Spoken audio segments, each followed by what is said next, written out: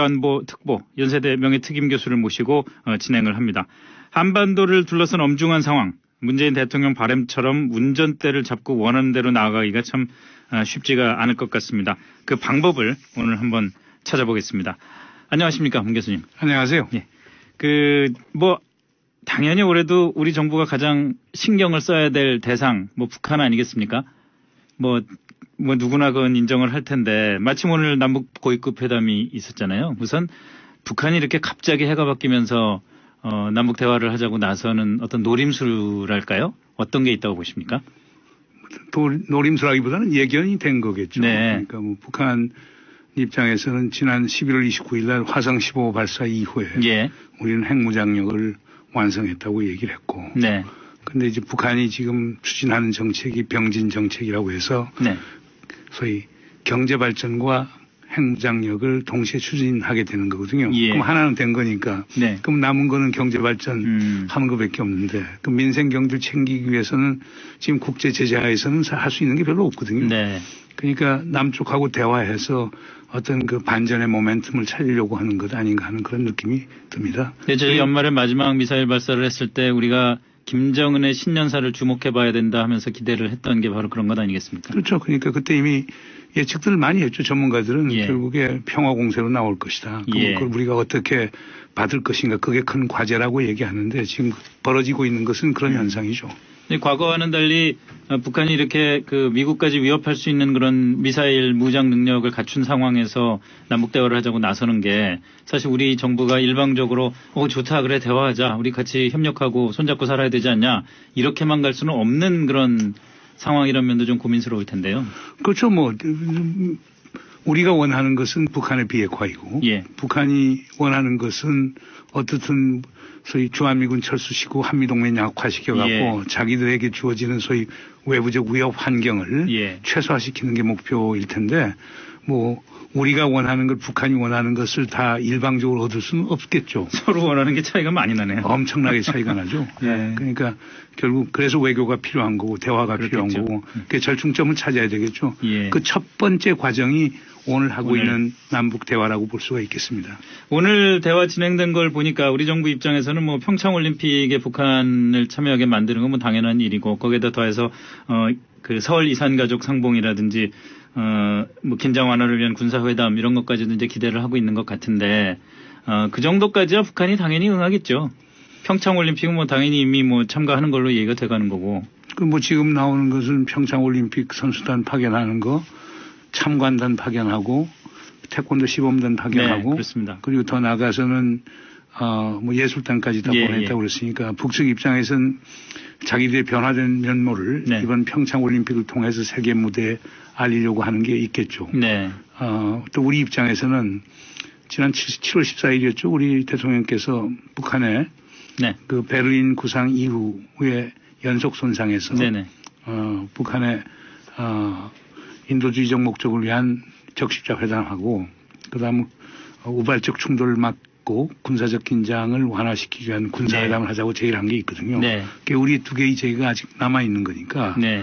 지금 북한이 하는 것은 북한 입장에서 볼 때는 우리에게 이제 일종의 베푸는 걸로 생각할 수도 있겠지만은, 그러나 북한이 그렇게 보내는 걸 우리가 수용한다라고 하면 북이 요청을 맞는 거고, 그럼 북이 우리 요청을 또 받아야 되기 때문에 설의 이산가족 재상봉은 아주 가능할 것 아닌가 이렇게 봐지고요. 예. 그러기 위해서 이제 적십자 회담이 재개되는 걸 봐야 되겠죠. 그렇겠죠. 근데 군사 회담은 지금 한미 연합 군사 연습 및 훈련을 지금 잠정적으로 중단했기 때문에 그것도 받을 가능성이 있는데, 그건 모르겠어요. 두고 봐야 될 거예요. 그러나 저는 인도적 목적이 적십자 회담의 재개, 그리고 그 결과 설 즈음에 이산가족 재상봉은 가능할 수도 있지 않은가 이렇게 조심스럽게 전망해 봅니다. 군사회담 문제가 이제 조금은 민감한 사안이 되겠는데, 예를 들어서 무슨 한반도 주변 또는 우리 군사분계선을 둘러싼 남북 간의 충돌 가능성을 완화하기 위한 군사회담이다,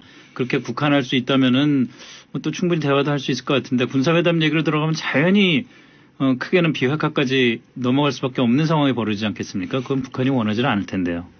이제 그건 두고 봐야 되겠죠. 예. 뭐냐면 북한은 기본적으로 비핵화는 받을 수 없다라고 얘기를 했고 네. 우리가 궁극적으로 긴장을 완화하려고 하면은 결국에 비핵화를 통한 결국에 평화체제 구축이라고 하는 게 있어야 예. 우리에게 지속 가능하고 안정적인 평화가 올 수 있기 때문에 네. 우리랑 다를 수는 있겠는데 그럼 어떻게 첫 술에 배가 부르겠습니까? 그러니까 이건 아주 내가 볼 때는 조심스러운 시작인데 네.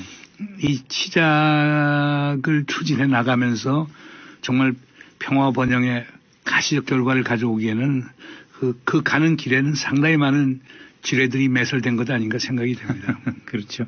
그 지뢰 중에 하나가 어떻게 보면은 북한이 만약에 개성공단 재가동이나 금강산 관광 재개 같은 걸 요구할 가능성도 한 가지 지뢰라고 볼 수도 있지 않겠습니까? 뭐 북한이 뭐 당연히 요청을 할 거고요. 예. 우리가 지난 박근혜 정부 때 결국 실패한 게 네. 목함 지뢰 합의를 2015년 8월 25일 하지 않았습니까? 네. 그리고 이제 북한이 거기서 원했던 건 이산가족 재산공도 또 허용했고 예. 그래서 원했던 것은 개성공단 재가동 문제인데 아니 그 당시에 나온 거는 그 금강산 재개 문제인데 예. 우리가 받지 않았고 있죠. 그러면서 전반적인 남북 대화가 사실상 이제 파탄이 난 건데 네. 네. 근데 우리 어려움이 상당히 많을 거예요. 지금 유엔 안보리 제재 결의안들이 있죠. 미국의 독자 제재가 있죠. 예. 이런 상황하에서 우리가 얼마나 할 수 있는가 조금 하여간 생각을 해봐야 될 겁니다. 그리고 우리 측도 북에 솔직하게 얘기를 해줘야 됩니다. 하여간 당신들이 어떻든 유엔 안보리 제재 결의안 위반해서 결국 당신이 제재를 받고 있는데 네. 우리는 그런 국제법을 준수할 수밖에 없다. 그러나 그 국제 제재 체제에 위촉이 되지 않은 부분에 대해서는 한번 협력해 볼 수 있다. 예. 그러려고 하면 이제 북이 성에 안 차겠죠. 예. 그 어떻게 나오느냐 하는 건데 북도보다 현실적일 필요가 있다고 저는 봅니다. 현실적일 필요요. 어쨌든 문재인 정부의 외교안보와 관련된 특보를 맡고 계시고 정책 결정 과정에 많은 자문을 하고 계시기 때문에 여쭙는 건데 개성공단 재개와 금강산 관광 재개에 대한 문재인 정부의 어떤 생각이랄까요? 지금 이런 그 유엔 제재나 미국의 독자 제재 같은 현실적인 걸림돌이 존재하는 상황에서 이 재개 문제에 대한 문재인 정부의 생각은 뭐라고 말씀하실 수가 있습니까? 우리 문재인 대통령께서 선거 기간에는 분명히 금강산도 재개하고 네. 그다음에 개성공단도 재개하려고 하는 마음을 갖고 있었죠. 예. 그런데 문제는 5월 9일 취임 이후에 북한이 미사일 시험 발사를 11번씩이나 해버렸고 그렇죠. 예. 그다음에 6차 핵시험을 해버렸단 말이에요. 예. 그 대통령이 하고 싶어도 못했던 거예요. 네. 그러니까 북 혼자 자기들 소위 마이웨이로 이렇게 가는데 네. 우리 대통령 입장에서는 그런 것들이 국제 제재 그 생션 레짐이라고 해서 국제 이제 제재 체제가 구축이 되면서 우리 대통령이 어떻게 할 수 없는 상황이 됐어요. 예. 우리 대한민국은 국제사회 일원이고 그리고 그 국제법적인 그 의무를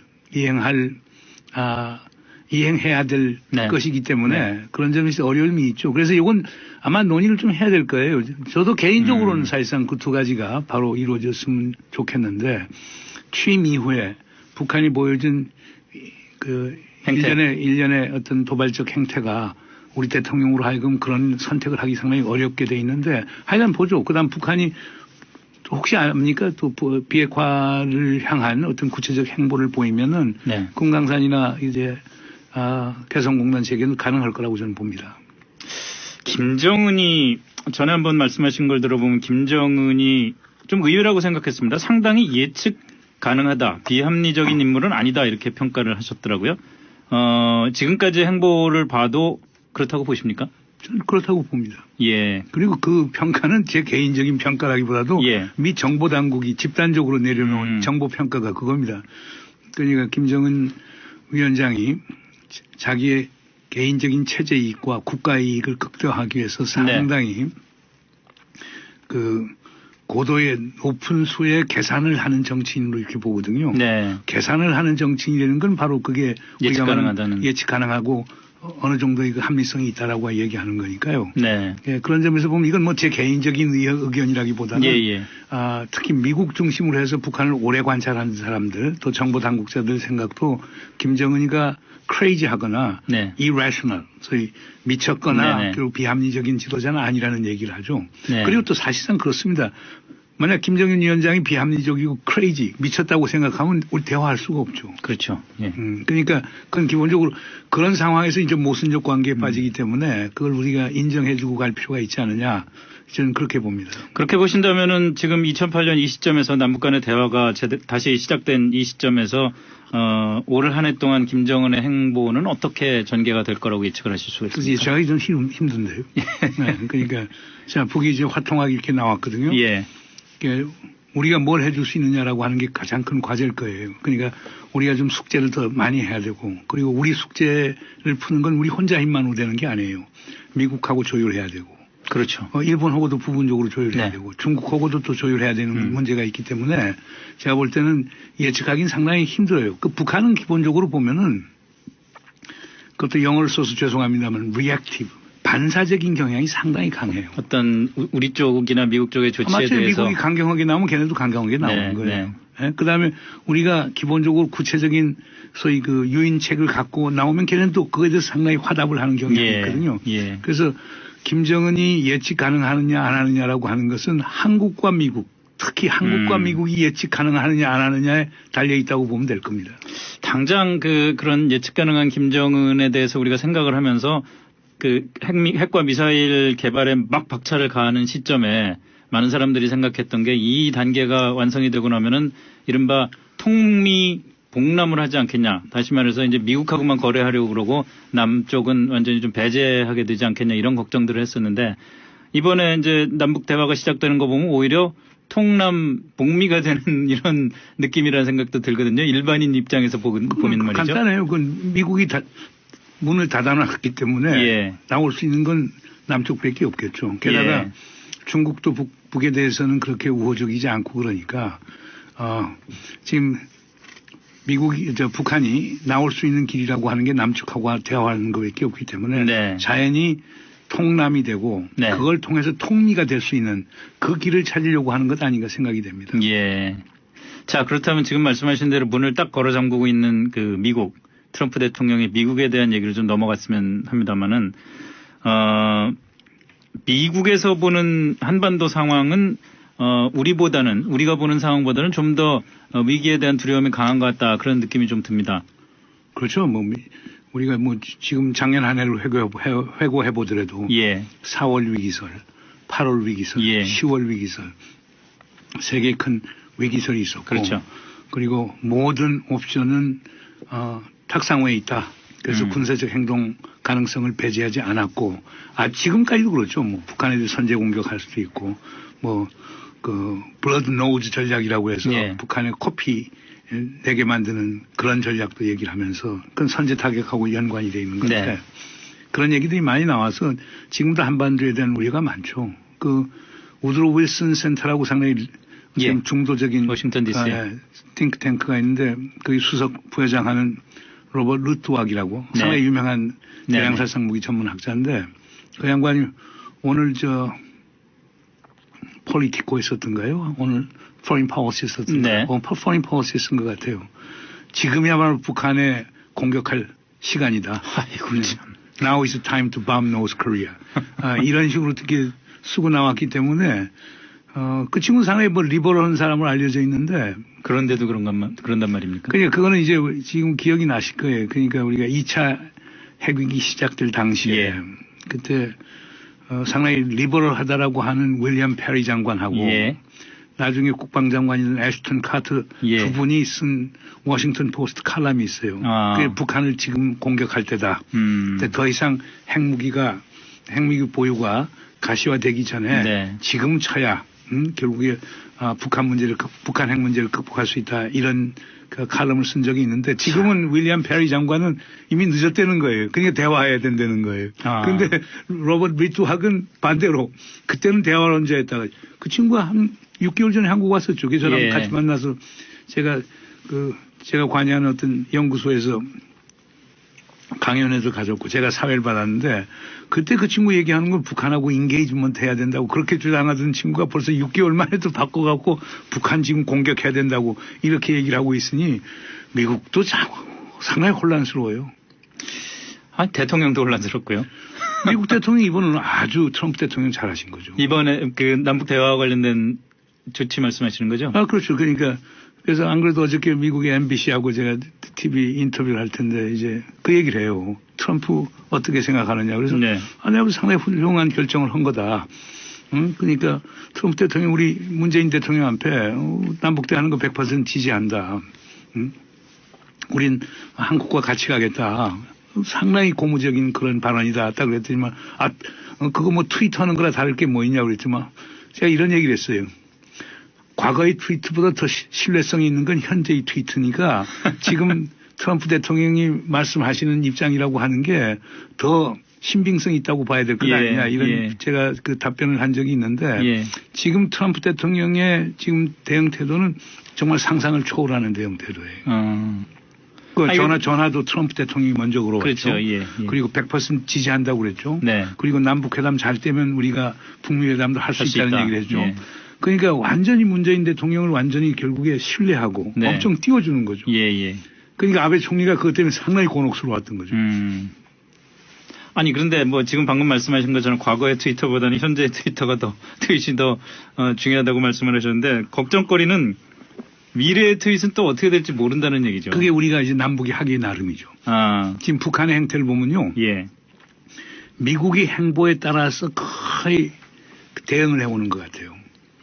미국에서 북에 안심되는 얘기를 주니까 뭐 바로 우리 고위급 회담 제의도 바로 받고 이번 판문점 회담도 받고 쭉 그런 게 보이거든요. 계속 미국을 바라보면서 간다 이 말씀이군요. 지금 아직까지는 그런 것 같아요. 그러니까 남북 관계가 아주 새로운 어떤 그 화학 작용을 해서 큰 진전을 보게 된다라고 하면은 그때는 우리 보고 미국을 갈 수도 있겠지만은 지금까지는 미국의 행보를 보면서 남쪽에게 조심스러운 접근을 하는 것 아닌가 생각이 됩니다. 그런데 트럼프 대통령이라는 인물 자체에 대해서는 어떻게 생각을 하십니까? 어떤 한미 동맹의 문제도 그렇고 한반도를 둘러싼 외교 면에서 이제까지 트럼프 대통령이 했던 좀 어떻게 보면 좌충우돌적인 그런 태도들, 그것들이 앞으로도 또 드러나지 않을까, 이제 그 걱정을 할 수밖에 없는 상황이기 때문에 여쭙는 건데요. 김정은은 아까 비합리적이지 않은 사람이다라고 말씀을 하셨지만 트럼프 대통령도 마찬가지라고 보시나요? 저도 뭐 트럼프 대통령도 마찬가지라고 봐요. 미국이라고 한 큰 나라를 책임진 대통령이고, 그리고 그 양반이 제일 강조하는 게 국익의 극대화이기 때문에 그에 따라서 움직이는 사람이지 뭐 트럼프 대통령이 자의적으로 행동하고 그냥 그렇게 보지는 않아요. 뭐 지금 우리 FTA 문제도 그렇고 다른 것들 보면은 미국의 국익을 어떻게 극대화시키는데 관심이 많기 때문에 국익을 극대화시킨다는 건 합리적 행위자라는 얘기거든요. 합리적 행위라고 하는 건 예측 가능하기 때문에 이번 남북 대화도 그렇습니다. 북한이 계속 전향적으로 나오고 핵 미사일 실험 완전히 중지를 좀 하고 그다음에 북이 또 더 나가서는 비핵화할 수 있는 용의가 있다는 것을 여러 형태로 보이기 시작하면은 난 트럼프 대통령 김정은 위원장하고 뭐 전화통화뿐 아니고 만날 수도 있다고 생각이 됩니다. 그래서 밀러라고 하는 그 대통령 자문역이 있는데 얼마 전에 CNN 가서 이제 소리 그 대담 중에 싸우다가 뛰쳐나오고 하는 그 친구가 있는데 그 친구 표현이 그러거든요. 트럼프 대통령 political genius. 정치적 천재다 이거. 뭐 대통령 본인들 자기가 천재라고 그러고 주변에서도 천재라고 그러고 진짜 천재 얘기를 참 많이 하네요. 네, 그러니까 저는 그렇게 봐요. 그러니까 기상천외 해법이 나올 수도 있기 때문에 일종의 한미 FTA를 갖고 하는 얘기도 그렇고 한반도 문제를 갖고 하는 얘기도 그렇고 보면 일종의 좀 영어로 블러핑이라고 그러지 않습니까? 뭐 과장되게 확 협박을 했다가 그것 때문에 이쪽에서 약간 좀 순응하거나 꼬리를 내리는 모습을 보이면 그때부터 다시 합리적인 방안을 찾는 뭐 이런 스타일인 것 같다는 생각도 좀 들더라고요. 근데 이게 제가 볼 때는 지난 11월 트럼프 대통령 방안이 상당히 큰 역할을 했다고 봐요. 그렇습니까? 우리 그 문재인 대통령에 대한 신뢰가 상당히 많이 쌓인 것 같아요. 그래서 제가 지금 미국에 가까운 친구 얘기 들은 거는 특히 트럼프 대통령이 감명을 받았던 게 뭐 100억 우리 청와대 가서 이렇게 대접을 잘 받은 것도 있지만 왜 그 다음날 판문점을 가기로 하지 않았어요. 그렇죠. 그것도 이제 국빈 만찬 할 때 이제 얘기한 중에 난 소위 DMZ 보고 싶다. 네네. 군사분계선 보고 싶다. 그 우리 대통령께서 흔쾌히 예스를 하고 예. 우리 대통령이 새벽에 뭐 한 4시인가 5시 일어나서 가서 또 헬리콥터 가서 대기하고 올 그렇죠. 때까지 했잖아요. 네. 그런 일련의 어떤 그 성실성을 보고 상당히 우리 대통령이 감명을 받았다는 얘기를 제가 들었거든요. 예. 그런 것들이 우리가 아베 총리식의 트럼프를 다루는 것도 있고 뭐 골프 치면서 하는 것도 있고 네. 그다음에 사람과 사람의 만남에 있어서 예. 자기의 성실성과 진실성을 보여주는 것이 있는데 트럼프 대통령이 그걸 높게 사지 않았는가 이런 느낌이 듭니다. 근데 이제 큰 틀에서 볼 때 우리가 뭐 그런 말씀이라면은 한미 정상회담 이전의 트럼프 대통령과 이후의 트럼프 대통령은 한반도 문제를 바라보는 시각이 굉장히 달라질 수도 있겠다라는 기대를 할 수가 있는데 이제 한반도 문제를 좀 더 넘어서서 우리가 미국 얘기를 하자면은 어쨌든 일본과 특히나 일본과 손을 잡고 중국을 삥 둘러서 봉쇄를 하고 싶어하는 생각, 이제 인도까지 끌어들이려고 하고 있지 않습니까? 그런 시각을 갖고 미국이 이 동아시아 정책을 계속 펴나간다면은 우리로서는 그냥 단지 북한이 골치 아픈 것뿐만이 아니라 또 중국을 상대하는데도 굉장히 힘들어지는 그런 상황이 벌어지지 않을까 좀 걱정들도 하더라고요. 글쎄 트럼프가 11월 아시아 방문 때 이제 제기한 문제고 네. 그다음에 트럼프 대통령이 국가안보 전략 보고서에서도 부분적으로 나온 건데요. 네. 전 그렇게 생각합니다. 그거는 오히려 일본 쪽에서 많이 트럼프 행정부에다가 로비를 한 것 아닌가. 그리고 또 그건 이제 미국에서 상당히 한국도 잘 알면서 일본도 가까운 뭐 그 CSIS라고 하는 데 있는 연구원들 뭐 빅터 차 이제 앞으로 이제 주한미 대사가 될 분이지만 뭐 그런 분들 뭐 스카 슈나이더 포함해서 이런 분들이 그런 생각이 강하거든요. 예. 그런 것들이 반영이 된가 아닌가 그러는데 지금까지 우리가 말하는 그러니까 인도 퍼시픽 전략이라고 하는 네, 그렇죠. 인도 태평양 전략이라는 게 구체적인 윤곽이 나오지 않았거든요. 네. 그냥 우리 외교부도 그 윤곽 보여주라 그럼 우리 입장을 결정하겠다. 일부 언론에서는 왜 미국이 이걸 제기하는데 우리가 당장 받지 않느냐라고 그러는데 지금 미국 입장에서는 그 인도 태평양 전략의 구체적인 내용이 안 나왔거든요. 예. 그러면 지금까지 볼 수 있는 것은 결국에 오바마 행정부의 아시아 회귀 전략, 피보트 에이시아 전략, 그거고 같은 것 아니냐. 그래서 이름만 달리 쓰는 것 아니냐. 이런 얘기가 나오는데 이제 미국 쪽에서 나오겠죠. 구체적으로 이런 게 우리의 전략이고 이런 거기에서 한국이 이렇게 끼어달라.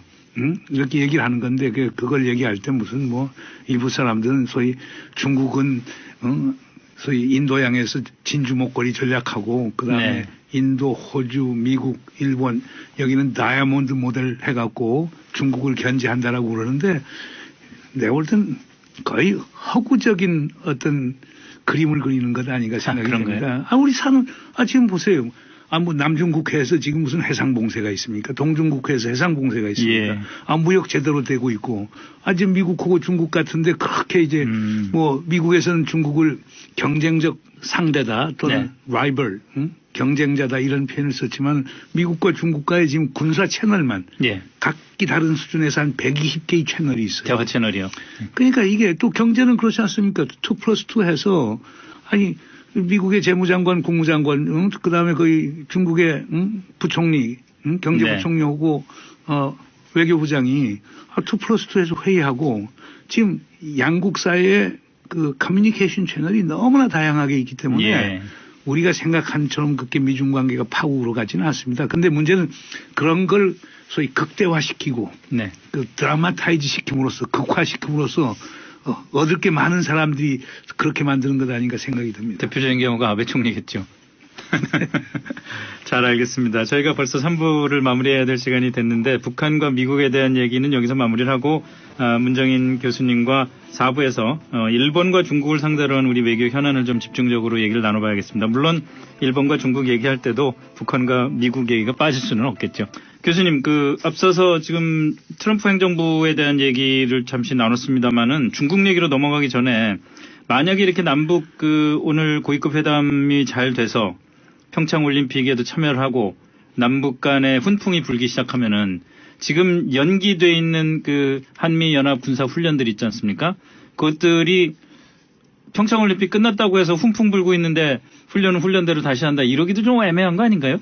글쎄 그건 뭐 한미 당국이 하기로 했기 때문에요. 그러니까 지금 확정된 건 아니지만은 지금 키리졸브 같은 경우는 4월 중순부터 4월 말까지 하는 걸로 돼 있고 네. 그다음에 그 독수리 훈련 같은 경우는 아직 일정 합의는 안 받지만은 한 5월 달에 하는 걸로 돼 있거든요. 다들 당연히 할 걸로 생각하죠. 다 8월 달에는 또 을지 훈련이죠. 을지 연습이죠. 연습이죠. 연습. 이렇게 쭉 있는데 글쎄 우리가 조금 신축성 있게 다룰 필요가 있지 않은가 생각이 됩니다. 그러면 지금 보통 얘기할 때 한미 연합 군사 훈련이나 연습은 이거는 타치하면 안 돼. 네. 이건 가야 돼. 한미 동맹의 가장 중요한 시금석이야. 이런 얘기를 하는데 우리 과거를 한번 되돌아보죠. 1992년에 우리 팀 스피릿 훈련을 당시 아버지 부시가 중단을 했거든요. 네. 그 이유는 북한으로 하여금 국제원자력기구 핵사찰을 받도록 하기 위해서 그 인센티브를 쓴 거예요. 예. 그뿐 아니고 이제 1994년 10월에 이제 제네바 합의가 이루어지지 않습니까? 예. 1차 핵 위기 이후에. 네. 그때 보면은 제네바 합의 협상을 할 때 94년 그리고 95년 96년 3년에 걸쳐서 클린턴 행정부가 팀 스피릿을 중지했어요. 아, 그렇군요. 그리고 난 후에 97년에 이 팀 스피릿을 독수리 훈련으로 바꿔갖고 재개를 했거든요. 네. 그러니까 그런 걸로 이렇게 봤었을 때는 미국 정부 입장에서도 한미 연합 군사 연습이나 훈련이라는 게 신성불가침한 게 아니고 미국의 큰 대승적 전략적 이익을 위해서 얼마든지 조정할 수 있는 것 아니냐 하는 그런 느낌도 듭니다. 공화당 정부도 그렇고 민주당 정부도 그렇고 다 한번 그런 경험을 한 거네요. 아버지 부시 공화당, 예. 그다음에 이제 클린턴 민주당이었기 때문에 제가 볼 땐 미국이 한반도의 형세를 큰 판에서 읽는다라고 하면은 예. 뭐 그런 것도 가능하지 않을까 생각이 됩니다. 예. 물론 남북 간의 대화가 지금 물꼬를 터서 잘 진행이 된다는 걸 전제로 해서 하는 그런 기대겠죠. 예. 그러니까 그러기 위해서는 북한이 네. 핵미사일 시험 발사하는 것을 지속적으로 하고 그리고 더 나아가서는 비핵화에 갈 용의가 있다는 것을 어떤 형식으로 좀 보여줘야겠죠. 예. 그러니까 그것이 없으면 상당히 힘들 것인데 만약 그걸 보여준다라고 하면은 그러면은 한미 군사 연합 군사 훈련과 연습도 우리가 전향적으로 생각해 볼 수 있는 거 아닌가 생각합니다. 북한이 미사일 좀 더 쏘아보고 싶어서 좀 주실 텐데 그럴 수 있을래나 모르겠습니다. 어쨌든 한번 지켜보죠. 중국 얘기로 한번 넘어가겠습니다. 사드 보복의 여파로 참 우리 경제 정말 힘들었지 않습니까? 사실. 그런데 어쨌든 문재인 대통령이 중국을 방문해서 정상회담을 하고 난 뒤에 뭔가 이제는 좀 다시 달라지겠구나 하는 기대가 좀 피어오르는 건 사실인 것 같은데 그럼에도 불구하고 정상회담 끝나고 나면 한중 관계 이제 완전 정상화되는 거 아니야? 이렇게 생각했던 거에는 좀 못 미치는 것 같거든요. 아직도 한중 관계는 어떻게 보면 좀 냉각이 풀어지지 않은 상태다 이렇게 봐야 되나요? 그래서 저는 지난 12월 우리 대통령 중국 방문을 통해서 비정상적 관계였던 것이 정상적 관계로 되돌아온 건 분명한 사실이고요. 양국 간의 전략 대화도 재개가 됐고, 그 다음에 이제 사드 관련된 소위 보복 조치들도 지금 점진적으로 해소해 나가는데, 제가 중국 가서 중국의 고위 관리자들하고 얘기를 해보면 이런 얘기를 하더라고요. 그러니까 중국 인민들이 한국에 관광객으로 가느냐 안 가느냐, 한국 물건을 사느냐 안 사느냐 하는 게 당과 정부의 정책도 있겠지만 더 중요한 거는 중국 인민들의 민심이 더 중요하다. 그러니까 중국 인민들의 민심이 상당히 그동안 이반되었기 때문에 한국 정부에서 좀 신경을 써서 좀 주목을 해줬으면 좋겠다. 그러면서 특히 한국 언론 매체에서 한중 관계를 너무 고깝게 보지 말고 좀 건설적으로 봐줬으면 좋겠다는 이런 주문을 나에게 하더라고요. 그러니까 제가 볼 때는 어떤 사이가 나빠졌는데 사이 좋아진다라고 해서 바로 막 좋아지는 건 아니거든요. 특히 중국 사람들의 행태라고 하는 것은 점진적으로 하는 것이기 때문에 그냥 지금의 기조를 잘 유지하면 한중 관계는 뭐 정상화될 겁니다. 올해 한중 관계가 좀 긍정적으로 전개될 거라고 바라보시는 거네요. 물론이죠. 지금 중국이 제일 원했던 게 결국에 뭡니까? 사실 시진핑 주석은 한반도 문제와 관해서 세 가지의 원칙을 한 번도 바꾼 적이 없습니다. 첫 번째가 한반도의 평화 안정. 두 번째로는 한반도의 비핵화. 세 번째로는 모든 현안 문제를 대화 협상을 통해서 풀자. 그렇게 강조하면서 또 남북 관계의 개선이 한반도 문제에 엄청난 도움이 된다고 봤거든요. 예. 그 이 네 가지는 문 대통령이나 시진핑 주석이나 같은 생각이에요. 뭐 그건 이견이 없겠죠. 그래서 그걸 지난번에 우리 대통령이 중국 방문했을 때 두 정상이 합의한 4개 합의사항이란 네. 말이에요. 그런데 여기서 제일 중요한 게 군사적 긴장을 완화시키고 네. 그다음 평화의 기운을 가져오려고 하면 남북이 대화를 해야 될 거 아닙니까? 그렇죠. 지금 남북 대화하고 있지 않습니까? 예. 그러면은 이것만 잘 풀리면은 한중 관계도 훨씬 더 나은 양상으로 전개될 수 있겠다. 그러니까 중국의 기본 입장은 그렇습니다. 남북 관계가 나빠지면은 한국은 미국하고 더 가까이 갈 수밖에 없고 예. 한미 동맹은 강화될 수밖에 없고 그렇게 된다면 중국이 전략적으로 어려워진다고 보기 때문에 중국이 내심은 속마음은 하여간 남북 관계가 개선이 돼서 미국이 군사적으로 한반도에 개입할 가능성의 공간이 예. 줄어드는 걸 원하는 거거든요. 예, 예. 뭐 그렇게 말씀하시니까 뭐 중국 문제에 대해서는 더 이상 여쭤볼 게 없을 정도로 희망적인 말씀을 하시는 것 같은데. 어떤 문제가 있습니까? 아니 뭐 그럼에도 불구하고 아까 3부에서도 잠깐 얘기를 하다가 넘어왔습니다마는 뭐 교수님은 분명히 그 어떤 그 중국을 에워싸고 싶어하는 미국의 그 전략적인 이해 이런 것들이 어떻게 보면 좀 너무 피상적이다. 구체적인 현실에 있어서는 중국과 미국이 여러 단계에서 뭐 많은 대화를 하고 있고 그렇게 파국으로 갈 가능성은 없다라고 말씀은 하셨습니다마는 어쨌든 미국의 전략적 이해는 분명히 중국을 에워싸고 싶어하고 중국이 더 이상 그 국제적인 영향력을 키워나가는 걸 좀 피하고 싶어하는 생각은 분명히 있을 거고요. 거기에 또 아베 일본 총리의 욕심이 또 굉장히 작용을 할 거고 이런 상황에서 우리가 단지 우리하고 중국하고만 좀 친하게 지냈으면 좋겠다는 이유, 경제적인 이유 또는 뭐 여러 가지 이유 때문에 친하게 지냈으면 좋겠다는 우리의 희망이 그대로 받아들여지기가 좀 어렵지 않겠나라는 걱정이 드는 거죠. 글쎄 저는 그렇게 보지 않는 게요. 예. 그러니까 물론 그 미국이나 일본이 대중 포위 전략이라고 하는 것을 계속 추진해오고 있고 계속 노력해 나갈 거예요. 네. 그럼 미국 같은 입장은 이 우주에 패권국은 하나만 있어야지 두 개의 패권국이 있으면 안 된다라고 하는 확신을 갖고 있기 때문에 그렇죠. 그 하나는 미국이 돼야 된다고 보고요. 물론이죠. 그러니까 중국의 부상이라고 하는 것을 견제하고 억제하는 예. 이런 노력이 상당히 많아지겠죠. 그러나 하나 분명한 거는 그러한 지금 전략적 구상은 상상 속의 구상들이에요. 네. 지금 현실은 미국과 중국이 싸우고 있습니까? 아니죠. 네? 지금 미국과 중국의 교역량이 얼마나 됩니까? 엄청난 교역량이죠. 그 사람 지금 중국이 미국의 지금 국채를 포함해서 갖고 있는 자산이 얼마나 됩니까? 예. 1조 5천억 불이 넘어요. 그러니까 미국과 중국은 같이 갈 수밖에 없는 운명이에요. 네. 그러나 그 과정에는 국내 정치적 이유 때문에 미국과 중국이라고 하는 일종의 희생양을 만들어내는 그런 경향은 분명히 있죠. 그러나 중요한 건 상상도 중요하지만 현실이 중요한 거니까 네. 그 현실을 있는 그대로 보면은 미국과 중국의 협력의 공간은 상당히 크고 네. 그리고 그런 가능성 하에서 우리 한국은 미국하고도 좋은 관계, 중국하고도 좋은 관계, 일본하고도 좋은 관계, 네네. 러시아하고도 좋은 관계 얼마든지 가질 수 있다고 봐요. 그게 우리 한반도 지금 분단하에서나 좀 통일된 한반도에서도 우리에게 더 많은 국익을 가져주는 선택이라고 보거든요. 네. 그러니까 그런 점에서 우리가 모든 걸 좀 전향적이고 긍정적으로 볼 필요가 있지 않는가 생각이 됩니다. 그 미국 조야의 그 인맥이 워낙 넓으시니까 한번 어떤 말씀을 들으셨는지 궁금하게 생각하는 게 사실 박근혜 정부에서도 초창기부터 어떤 중국에 접근하려는 그런 그 노력들을 많이 기울여 오지 않았습니까? 그것에 대해서 미국이 정부도 그렇고 뭐 학계나 그 언론계도 그렇고 굉장히 그 우리를 좀 의심스러운 눈초리로 봐왔다는 것도 사실인 거고. 아직까지도 그래요? 지금 시점에서도 그렇습니까? 네? 어떤 말들이 나오나요?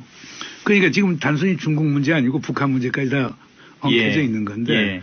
지금 북한이 이제 대화를 하니까 우리가 받지 않았습니까? 예. 그리고 하루 만에 바로 우리 전향적으로 그렇죠. 답변을 예. 해주고 그러니까 미국 내에서는 어떤 얘기들이 나오느냐면 지금 뭐 언론 부분에도 그렇고 여러 군데 나오는 게 뭐 쇼킹하다. 네. 그 다음에 너무나 실망했다. 한국 정부 입장에. 그리고 심지어 맥메스터 국가안보 보좌관까지도 보이스 오브 아메리카에 나와서 하는 얘기가 지금 북한의 제안이라는 것은 한미간을 멀게 하기 위한 것이다. 뭐 그런 식으로 지금 여러 가지 표현을 쓰면서 지금 남북 관계 개선이라는 게 그 지금 미국의 국익에 심대한 영향을 미치는. 네. 그리고 스캇 슈나이더라고 우리 한국에도 많이 오고 오는 친구인데 그렇죠. 스캇 슈나이더까지도 결국에 뭐냐. 남북관계 개선이라는 것은 한미관계를 멀게 하고 한미 간의 불신을 가져오는 것이다. 좀 이런 식으로 칼럼을 썼거든요. 예. 그러니까 미국의 워싱턴 주류들은 지금 그런 생각을 많이 해요. 거기서 이번 트럼프 대통령이 예외적으로 나온 거죠. 근데 중국도 똑같은 거예요. 우리가 12월 중국 가갖고 얘기가 또 그 작년 10월 말에 그리고 사드 문제 타결 봤을 때 3불 원칙이 있지 않습니까? 네. 그러니까 사드 추가 도입하지 않겠다. 네. 두 번째로는 미국 주도의 동북아 미사일 방어 체제 들어가지 않겠다. 그리고 세 번째는 한미 삼국 동맹 구축하지 않겠다는 네. 건데 이거 상식적인 얘기거든요. 그거 될 수가 없어요. 예. 네? 그렇지 않습니까? 미국에 지금 추가 사드도 없고 추가 배천되면 공짜로 줄 이유 없고 우리가 사와야 되는데 우리가 그렇죠. 사오면 expand radar에 대해서는 우리가 통제권을 갖고 있는 거니까 네. 그건 얼마든지 중국하고 얘기가 가능하죠. 예. 그리고 미국 주도의 동북아 미사일 방어 체제 같은 경우도 우리가 안 들어간 이유는 그건 김대중 대통령이 있을 때부터 제안을 했어요. 노무현 대통령도 노를 하셨고 네. 그다음에 이명박 박근혜 대통령도 노를 했어요. 했습니다. 예. 이유는 뭐냐? 비용만 많이 들고 우리 덕볼 건 별로 없다는 거죠. 그건 뭐 미국을 방어하기 일본이나 위한 미국을 방어하는 네. 것이지 한국은 아니지 않느냐. 예, 예. 그러니까 그런 전략적, 기술적, 금전적 이유 때문에 우리가 안 한 거거든요. 네. 그런데 그거 안 한다라고 하는 게 뭐가 이상합니까? 그다음에 세 번째 3불 중에 이제 대표적인 게 한미일 삼국 군사동맹 문제인데 예. 한미일 삼국 군사동맹이 되려고 하면 3자 동맹도 가능하지만 우선 제일 중요한 건 한일 양자 간의 동맹이 필요하죠. 한일 간의 네. 양자 동맹이 돼야 될 거 아니에요. 그건 우리 근데 정세상 뭐. 아니 일본이 평화헌법인데 어떻게 동맹을 맺습니까? 미국하고는 예외적인 것이지. 예. 그 미일 동맹은 시해 동맹이란 말이에요. 네. 그런데 우리는 일본하고 동맹을 맺으면 서로 주고받는 게 있어야 되는데. 그렇죠. 그럼 일본이 소위 정규군도 없는 네. 해외 군대 그 병력을 파병도 못하는 그런 국가하고 우리가 어떻게 동맹 관계를 맺어요? 그래서 이걸 하나씩 따져 보면은 지극히 상식적인 거고. 중국도 지극히 상징적인 거는 받아들인 건데 마치 그거 한 것을 네. 한미동맹을 깨고 중국에 가까이 가는 것처럼 이렇게 부각시키는 건 참 이해하기가 어려워요. 우리가 오히려 미국의 조야를 설득해야 되는 그런 과제가 더 많다고 봐야 되겠네요. 앞으로 남북한 관계 개선이 되기 시작하면 예. 그게 가장 중요한 과제가 될 겁니다. 그렇군요. 제일 중요한 과제가 될 겁니다. 알겠습니다. 자, 마침 또 한미일 군사동맹에 불가능한 이유 말씀을 하셨으니까 일본 얘기를 한번 넘어갔으면 좋겠습니다. 오늘 정부가 위안부 참 오늘 정부가 외교안보 관련해서 별 여러 가지를 했네요. 근데 위안부 합의는 재협상이나 뭐 파기 절차 같은 건 안 들어가 있다. 우리 정부가 취할 조치를 취하겠다. 일본이 꼭 해야 될 거는 결국 진정한 사과다. 뭐 이렇게 요구를 했습니다만은 지금 뭐 당장 일본에서 반응 나오는 것들 보면은 뭐 발표 전입니다만 오전에 스가 관방장관은 또 1mm 얘기 1mm도 못 움직인다고 그랬고 일본 반응은 어쨌든 뭐 씁쓸하죠 사실. 그럼에도 불구하고 재협상을 안 한다. 이것에 대해서 글쎄요 일본이 좀 무게를 더 줄까요? 아니 재협상 하려고 하면 일본이 나와야 되지 않습니까? 예. 근데 0.1mm도 양보 안 하겠다고 이게 그러니까요. 어떻게 나오겠습니까? 재협상 안 되겠죠. 예. 파기라고 하는 건 우리 외교사에 있어서 상당히 그 어떤 불행스러운 네. 그런 오점을 남기게 될 거예요. 우리가 국가 간의 외교문서 합의 본 것을 일방적으로 파기한다라고 하는 것은 우리에겐 아주 나쁜 전례가 되기 때문에 우리 정부 입장에 쉽게 못할 거예요. 예. 그럼 그렇다고 하면은 결국에 뭐냐? 지금 있는 합의를 유지하는 가운데서 우리가 이행할 수 있는 것, 이행하지 못하는 것, 네. 우리가 받을 수 없는 것. 네. 가령 예를 들어서 지금 10억엔 받은 것 같은 거 지금 예탁 얘기도 나오고 있지만은 네. 그런 것들은 결국에 기본 이런 문제 해결하는 핵심은 피해자 당사주의 아닙니까? 그렇죠. 그 피해자들이 그런 거 필요 없다라고 얘기를 하니까 네. 뭐 일부는 받았다고 그러지만 그럼에도 불구하고 위안부 할머니들이 지금 얘기하는 게 그거 필요 없다. 우리가 원하는 건 진정한 사과다. 지금 그렇다고 보면 뭐 그렇게 할 수도 있겠죠. 근데 저는 이 과정에서 저 개인적으로는 그렇습니다. 아베 총리가 분명히 사죄 안 되는 걸 밝혔지만은 예. 그걸 행동으로 보이는 게 상당히 좋을 것 아니냐. 지금 그렇죠. 남아 계시는 할머니도 얼마 안 되시는데 한국 한번 방문하시게 되면 어디 한번 찾아가서 절이라도 하든지. 껴안고 절하고 예. 정말 그때 문제가 있었다라고 하는 걸 인정해 주면 다 해결될 네. 문제예요. 그래서 저는 뭐 우리 쪽에도 지금 지난 정부가 해놨던 특히 이제 제가 볼 때 문제가 된 거는 소위 최종적이고 불가역적이라고 하는 네. 그 문건을 우리 정부에서 넣었다는 걸 나는 이해할 수가 없어요. 역사 문제 어떻게 최종적이고 불가역적인 게 있을 수 있습니까? 예. 그래서 그건 참 이해하기 어려운 대목인데 우리도 결국에 우리도 부분적으로는 잘못한 게 있으니까 그렇게 해서 좀 아베 총리께서 요건 풀어줬으면 아주 좋겠네요. 그 아베 총리가 잘 풀어주면 좋겠습니다만 이제까지 하는 걸 봐서는 그렇게 뭐 가능성이 높아 보이지는 않는데 현실적으로 예상하시기에 한일 정부가 특히나 일본 정부가 오늘 우리 정부의 발표를 기점으로 해서 냉정하게 가자. 이건 이거고 한일 관계는 계속 이어가야 되는 것 아니냐라는 판단을 하고 그렇게 나올 가능성은 있다고 보시나요? 근데 우리 대통령 입장이 그거예요. 그러니까 우리가 기대하는 건 사실 그런 걸 수 있는데. 투트랙 접근이라고 해서요. 네네. 역사 문제 시간이 걸리니까 계속 예. 두고 해결해 나가고 시간을 두면서 해결해 나가고 그러나 전반적인 뭐 북한 핵위협에 대비한 한일 간의 전략적 협력부터 시작해서 네. 뭐 경제 협력의 활성화, 사회문화 또 협력의 활성화 이런 걸 해나가야 되는 거거든요. 예. 근데 이제 일본 입장은 원트랙론을 주장하고 있거든요. 네. 만약에 위안부 합의에 문제가 있으면 우리는 안 한다. 한국하고 관계 개선이 어렵다, 정상화가 어렵다 그러니까요. 이렇게 얘기하는데 또 외교적 노력을 통해서 풀어나가야 되겠죠. 그러나 저는 원트랙론은 저는 허용되지 않습니다. 물론 위안부 문제가 한일 관계 개선하는데 장애물이 돼서는 안 될 겁니다. 네. 역사적인 문제니까 네. 오랜 시간이 걸릴 것이지만은 그러나 역사 문제에 대한 우리 대한민국 국민 정서 예. 가 어떤 거는 일본이 다시 한번 봐야 될 거예요. 우리가 옛날 박정희 시대처럼 국가가 절대 없는 시민사회가 따르는 그런 사회가 아니거든요. 아니죠, 이제. 우리 시민사회가 주인인데요. 그렇죠. 촛불 혁명이 나온 이런 나라인데 네. 어떻게 국가가 마음대로 할 수 있겠습니까? 그래서 일본도 그건 좀 이해를 해줘야 될 것 같아요. 네. 글쎄요. 참 가능할지 모르겠습니다만은 특히나 우리가 걱정스러운 게 아베 총리가 신년사에도 언급을 했습니다만은 결국은 어떻게든 헌법을 개정해서 군대를 가질 수 있는 나라, 전쟁을 할 수 있는 나라로 바꿔보겠다는 이 신념은 정말 안 바꾸고 있는 것 같더라고요. 그 신념을 어쨌든 미국에 대해서도 굉장히 강조를 하고 있고 미국의 지원을 얻으려고 하고 있고요. 우리는 이걸 어떻게 대응해야 됩니까? 글쎄요, 저는 이게 너무 제가 솔직히 말씀드리는 것 같지만 일본의 보통 국가와 네. 일본말로 후츠노쿤이라고 예. 하는데 일본의 보통 국가와는 피할 수 없는 현실일 거예요.